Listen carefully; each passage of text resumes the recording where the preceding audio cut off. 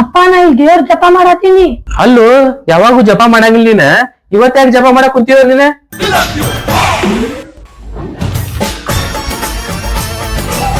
ಹೊಸ ಮೊಬೈಲ್ ಕಟ್ಸಿ ಅಲ್ಲಪ್ಪ ನೀ, ಅದಕ್ಕ. ಈಗ ಮುಗಿತಲ್ಲ, ಮೊಬೈಲ್ ತಗೊಂಡೆ ನೋಡ್ ನಾ ಈಗ. ಒಬ್ಬತ್ತಿನ ದೇವ್ರ. ಅಪ್ಪ ನಂದು ಮುಗಿತ. ಸ್ವಾರ್ಥಕ್ಕೋಸ್ಕರ ಓಡ್ತಿರೋ ಪ್ರಪಂಚ ಯಾರಿಗೋಸ್ಕರ ನಿಲ್ಲಲ್ಲ. ಮೊಬೈಲ್ ಕಸ್ಕೊಂಡು ನಾವೇ ನಿಲ್ಲಿಸ್ಬೇಕು.